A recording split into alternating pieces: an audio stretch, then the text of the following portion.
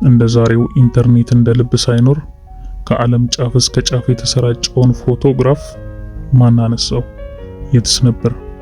መልስ አለን፣ ይከታተሉ።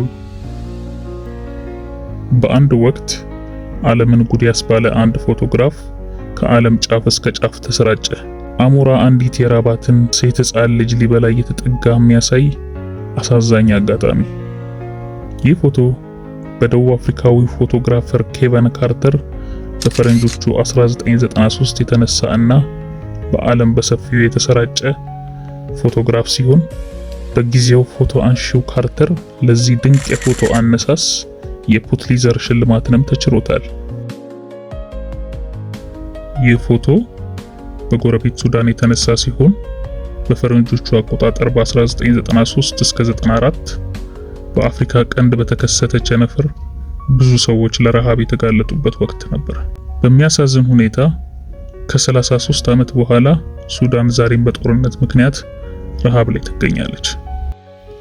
ለዚህ ድንቅ የፎቶ አነሳስ ጥበብ ዓለም ለካርተር ቆሞ አጨብጭቦለታል። የዜና አውታሮች ተቀባብለው አድናቆታቸውን ችረውታል። ነገር ግን ካርተር ከፍተኛ ጭንቀት ውስጥ በመውደቅ ራሱን አጥፍቷል።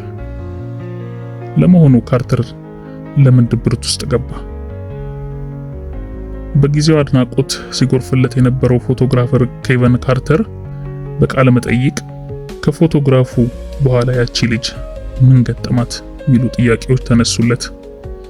ካርተር እንዲህ ሲል ይመልሳል። በእውነቱ በዛ ቀን 2 አሞራዎች ነበሩ።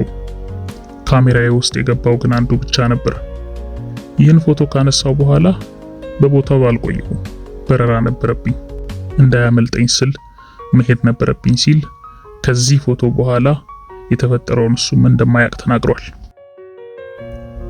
ይህ ለጭንቀቱና ራሱን ለማጥፋቱ ምክንያት ሆኗል።